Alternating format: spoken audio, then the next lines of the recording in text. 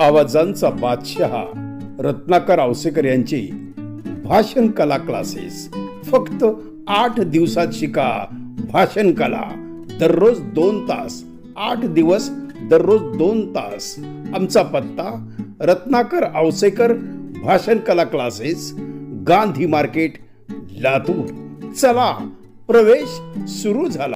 नमस्कार मित्रांनो, Ratnakar Awasekar YouTube channel मध्ये मी आपल्या सर्वांचं स्वागत करतो. आणि मित्रांनो, या महाराष्ट्रामध्ये मड्याच्या टाळूवरलं लोणी खाणारे काही राजकारणी निर्माण झाली का काय, अशी शंका आता निर्माण व्हायला. काल फलटणला देवेंद्रजी फडणवीस साहेब आले. काही विकास कामांचा लोकार्पण सोहळा होता. त्याच फलटणला 2 दिवसापूर्वी एका घटनेनं हादरा दिला. ती घटना म्हणजे डॉक्टर संपदा मुंडे यांची आत्महत्या.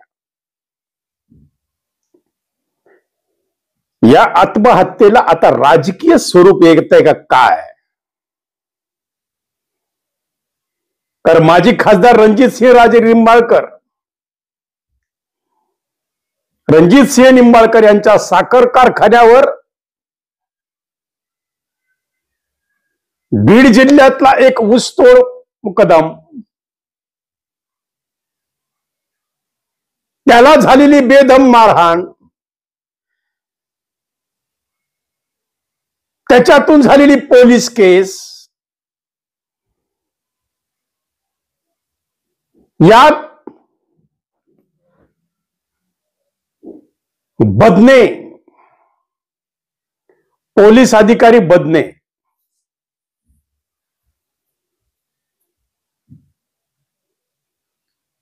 आणि बनकर या दोघांना अटक झालेली. या प्रकरणामध्ये गोपाल बदने आणि प्रशांत बनकर यांनी एका महिला डॉक्टरवर, म्हणजे डॉक्टर संपदा मुंडेवर दबाव आणला की फिटनेस अनफिटनेस सर्टिफिकेट देण्यावर.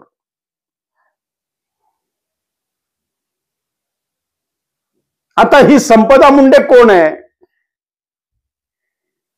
एका ऊसतोड कामगाराची मुलगी आहे. 2 एकर 3 एकर शेत आहे त्या बिचाऱ्याचं. त्याच्यावर त्यानं मुलीला घडवलं, शिकवलं, ते डॉक्टर झाली. अगोदर पोस्टिंग तिची महाबळेश्वरला झाली आणि नंतरची पोस्टिंग तिची फलटणला झाली. अगदी तरुण वय आहे. त्याला अनेक कांगोरे आहेत. प्रशांत बनकरच्या बहिणीने काय आरोप केलेले आहेत की ही महिला डॉक्टर यांनी प्रशांत बनकरला प्रपोज केलं होतं आणि ते प्रशांत बनकरला मान्य नव्हतं. तिनं आरोप तर त्याच्यावर केलेले, तर तिनं आरोप त्या गोपाल बदनेवर केलेत की ज्या बदनेनं तिचं शारीरिक शोषण केलेलं आहे. मित्रांनो, 4 वेळा 5 वेळा शारीरिक शोषण होऊन सुद्धा याच्यावर आवाज उठवला गेला नाही. तिने अनेक वेळा तक्रारी तिथल्या वरिष्ठांकडे केलेल्या आहेत. यावेळेस ते वरिष्ठ काय करत होते?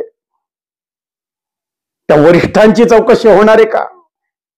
आणि याला दुसरा एक राजकीय कांगोरा असा आहे की आता या प्रकरणामध्ये उडी घेतली पंकजा मुंडे आणि धनंजय मुंडेने. धनुभाऊ धैर्य आहे, दुरुस्त आहे. आपल्या माणसांसाठी, आपल्या समाजासाठी आता एक लढणारा माणूस म्हणून तुमच्याकडे हा समाज बघणार आहे. कारण तुमच्यामधला एक समाजप्रेमी जाग करण्याचं काम छगन भुजबळ साहेबांनी बीडमध्ये येऊन केलेलं आहे. आणि त्यांनी सांगितलं की गोपीनाथराव मुंडेंचे खरे वारसदार तर तुम्ही आहात. भुजबळांनी लावून दिलं मुंडे परिवारात. बघा फार मोठं म्हणजे कसं राजकारण घडतंय मित्रांनो. आता मुंडे परिवाराचा वारसा कोण, मुंडेंचा, गोपीनाथ मुंडेंचा वारसा कोण, यावर चर्चा चविष्ट सुरू झाल्या दूरदर्शनवर. आणि आता त्याच्यामध्ये ही फलटणची घटना घडली की रणजितसिंह निंबाळकर यांच्या साखर कारखान्यावर याचे 9 ट्रॅक्टर का 10 ट्रॅक्टर त्या मुकदमाचे, त्याच्यातून त्याला काही रक्कम काही राहिली होती कारखान्यात, त्याच्यातून काही मारहाण झाली. त्या मारहाणीतून ह्याला अटक आणि त्या अटकेतून फिटनेस अनफिटनेस सर्टिफिकेट, आणि मग नंतर त्या खासदारांच्या पीएनी किंवा खासदारांनी असा दबाव आणला की तुमचे बीडकडले लोक बघा कसे आहेत, हे बीड पर्यंत आलं. फार ही घटना कोणत्या मोडवर झाली लक्षात घ्या मित्रांनो, कारण गुंतागुंत आहे सगळी. आरोपी गोपाल बदनेला PSI पोलीस खात्यातला कर्मचारी, त्याला अटक केल्याबरोबर त्यानं जाहीरपणे सांगितलं की माझा याच्यात काही संबंध नाही आणि मला बदनाम केलं जाते, मी निर्दोष आहे, माझा न्यायव्यवस्थेवर विश्वास आहे. बरोबर आहे, चांगली गोष्ट. प्रशांत बनकरची वहीन तर म्हणते ते डॉक्टरच्याच मनामध्ये प्रशांत बद्दल प्रेम निर्माण झालं. आता याच्यात कुठेतरी प्रेमाचा कांगोरा, कारण बनकर कुटुंबामध्ये ही संपदा मुंडे एखाद्या मुलीसारखी वावरत होती, असं बनकरच्या बहिणीचं म्हणणं आहे. आणि रणजितसिंह निंबाळकरांच्या कार्यक्रमाला फलटणला देवेंद्र फडणवीस येऊ नये याच्यासाठी हे राजकारण खेळलं गेलं. तिच्या आत्महत्येचं म्हणजे प्रकरण लावून धरून ते कसं निंबाळकरावर उलटेल, माजी खासदारावर उलटेल, याचा प्रयत्न झाला. आणि मुख्यमंत्र्यांचा दौरा फलटणचा रहित करण्याचा प्रयत्न झाला. त्याला मुख्यमंत्र्यांनी सडेतोड उत्तर दिले आणि चक्क म्हणलेले की मड्याच्या टाळूवरलं लोणी खाणारे राजकारणी आता निर्माण झाले. मित्रांनो, हा विचार करण्यासारखी गोष्ट आहे. एक डॉक्टर, सडलेली यंत्रणा, आमदार खासदारांचा प्रशासकीय यंत्रणेत असलेला प्रवेश, याच्यातून झालेली आत्महत्या, तिला खोटे अहवाल, फिटनेस अनफिटनेसचे खोटे सर्टिफिकेट द्यायला त्या डॉक्टरला भाग पाडणे आणि पुन्हा तिच्यावर तुम्ही बीडच्या हात म्हणून तिच्यावर प्रेशर आणणे, या सगळ्यांच्या चौकशीतून जे बाहेर येईल त्यानंतर सगळ्यात राजकारण एवढं पेटलेलं आहे, राजकारण एवढं तापलेलं आहे की आनंद याचा वाटला की धनंजय भाऊ मुंडे, माजी मंत्री आणि आमदार धनंजय मुंडेंनी यात उडी घेतली आहे. धनंजय मुंडेने सांगितले की याची SIT चौकशी नेमा, त्या पीडितेला न्याय मिळाला पाहिजे, प्रश्नच नाही मिळालाच पाहिजे. जो बदने नावाचा गोपाल बदने आहे त्याला कठोर शिक्षा झाली पाहिजे. पंकजा मुंडे असतील त्या सुद्धा त्यांना परिवाराला जाऊन भेटल्या, सोलापूरच्या खासदार जाऊन भेटल्या. आता सुप्रियाताई सुळेचे स्टेटमेंट आलेले आहे की त्याला शिक्षा झाली पाहिजे. पूर्ण स्तरामधून म्हणजे जनतेमधून गोपाल बदनेच्या विरोधात रोष निर्माण झालेला आहे. आणि यामध्ये जे काही राजकारण घुसलेलं आहे त्यामुळे आम्हाला हे टाळलं द्यावं लागलं की मड्याच्या टाळूवरलं लोणी खाणारे आता कोण आहे. आणि धनंजय मुंडे आता रिकामे असल्यामुळं का धनंजय मुंडेंना हे दाखवून द्यायचं आहे की मला रिकामं ठेवू नका, हा संदेश तर धनंजय मुंडेला जायचा नाही. ताबडतोब त्यांना जबाबदारी द्या. ते वारंवार म्हणतात की मला रिकामं ठेवू नका, मला जबाबदारी द्या. कदाचित त्यांना लवकर मंत्रिपद मिळावं असं वाटत असेल, त्याच्यामुळे त्याच्या ह्या मृत्यूचं राजकारण पुढे करून, आत्महत्याचं राजकारण पुढे करून आपल्या रोटी शेकण्याचं काम कोणी करतंय का? याचा उहापोह काल मुख्यमंत्री देवेंद्र फडणवीसांनी केलेला आहे. आणि आनंद ह्याचा वाटला की ज्या तत्परतेने धनंजय मुंडे पुढे आले, ज्या तत्परतेने धनंजय मुंडेंनी स्टेटमेंट द्यायला सुरुवात केली, त्या तत्परतेने धनंजय मुंडेंनी महादेव मुंडे मर्डर केसमध्ये सुद्धा बोलावं. त्याच तत्परतेने धनंजय मुंडेंनी संतोष देशमुखच्या प्रकरणात सुद्धा लक्ष घालावं आणि योग्य आरोपीला सजा झाली पाहिजे, ताबडतोब झाली पाहिजे, अशी भावना जनमानसामध्ये आता चर्चेली चाललेली मित्रांनो. म्हणून मी म्हणलो की भाऊ देर आहे दुरुस्त आहे. आता तुम्ही आवाज उठवा. महादेव मुंडेचं प्रकरण आतापर्यंत परळीमध्ये किती लोक मिसिंग आहेत, परळीचं क्राईम रेट काय, परळीमध्ये काय काय घटना घडतात, मग बीडचं नाव फलटण पर्यंत का गेलं, संपदा मुंडेला टॉर्चिंग बीडच्या नावानं का केलं गेलं. एखादं शहर, एखादं सांस्कृतिक शहर, ज्या शहराला आध्यात्मिक वारसा आहे, ज्या शहराला सांस्कृतिक वारसा आहे, ज्या शहरातून अनेक नामवंत तयार झालेले आहेत, मग कला क्षेत्रात असो, संगीत क्षेत्रात असो, या अध्यात्मात असो, अनेक लोक बीड जिल्ह्याने दिलेले आहेत या देशाला, या महाराष्ट्राला. मग त्या जिल्ह्याचं नाव बदनाम आणि त्या नावावरून डॉक्टर संपदा मुंडेंची होत असलेली हॅरेसमेंट, हे त्यांनी वारंवार तक्रार करूनही वरिष्ठांचं होत असलेलं दुर्लक्ष. मग यामध्ये सरकार यंत्रणा सडली का, यामध्ये राजकीय दबाव आहे का, यामध्ये कोण कुरघोडी करताय का, यामधून रणजित सिंह निंबाळकरांचं राजकारण कुठंतरी कलंकित करण्याचा प्रयत्न केला जातोय का, यामधून धनंजय मुंडेंना काय साधायचंय, यामधून पंकजा मुंडेंना काय साधायचंय, यामधून वारसांची लढाई सुरू झाली का. अनेक प्रश्न आता निर्माण झालेले आहेत या एका आत्महत्येच्या केसमधून. का तर ती डॉक्टर संपदा मुंडे आहे.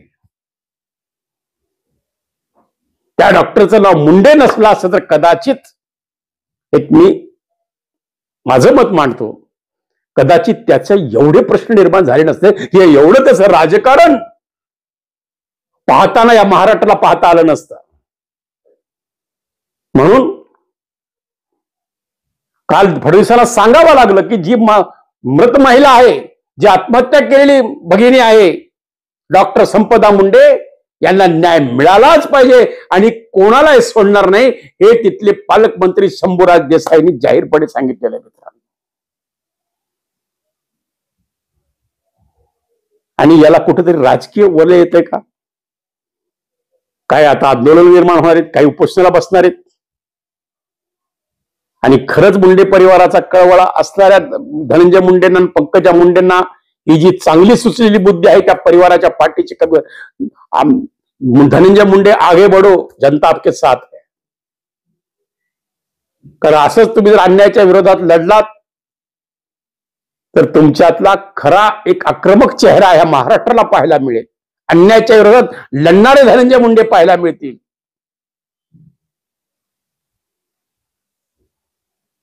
आणि कुठंतरी लवकरात लवकर परळीमध्ये जे काही क्राईम झालेले आहेत, काही लोक मिसिंग झालेले आहेत, कित्येकांचे घर उठलेले आहेत, व्यापारी परेशान आहेत. बीड जिल्ह्यातला व्यापारी आज कित्येकांनी तर सांगितलं की बीड मध्ये मुलगा राहतो म्हणल्यास कोणी मुलगी द्यायला तयार होत नाही. अशा काही घटना घडल्यात का. त्यांना सांगावं लागतं की आम्ही जरी बीडचे असतो तर आमचं पुण्याला घर आहे, आम्ही पुण्याला स्थायिक झालो, तेव्हा ती सोयरीक जमली असे मला 1-2 लोकांनी सांगितलं.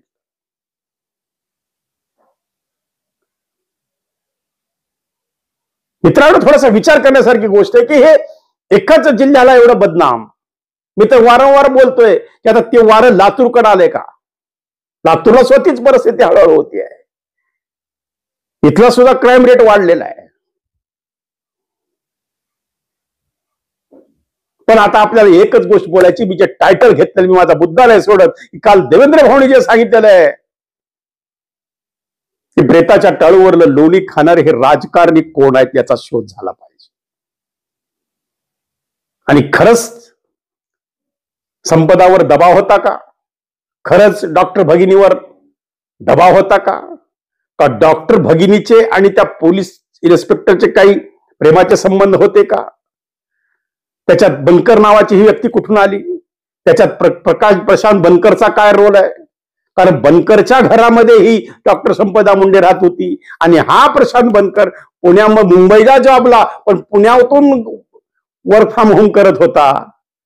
तर तो काही दिवसासाठी फलटणमध्ये आला, त्याला डेंग्यू झाला. मग त्याच्यावर उपचार करणाऱ्या ह्या संपदा मुंडेंचं त्यांचं काय मैत्री निर्माण झाली आणि त्याच्यातून तिला फ्रस्ट्रेशन आलं, निराशा आली.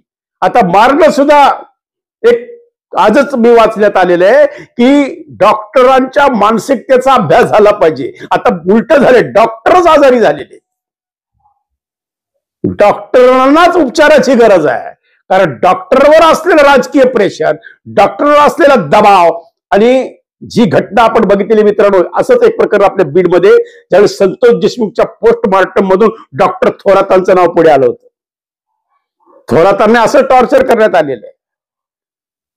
डॉक्टर थोरातांचं पुन्हा निलंबन काय, बडतर्फ काय ते व्हायचं ते झालेलं आहे. म्हणजे डॉक्टर सुद्धा मानसिक दबावाखाली आहेत का? डॉक्टर सुद्धा प्रेशर मध्ये आहेत का? आणि या राजकारणाच्या दुष्टचक्रामध्ये डॉक्टर पिळून निघतोय का? आवाजाचा बादशाह रत्नाकर औसेकर यांच्या YouTube चॅनलला लाईक करा, सबस्क्राईब करा आणि आपापल्या ग्रुपवर शेअर करा.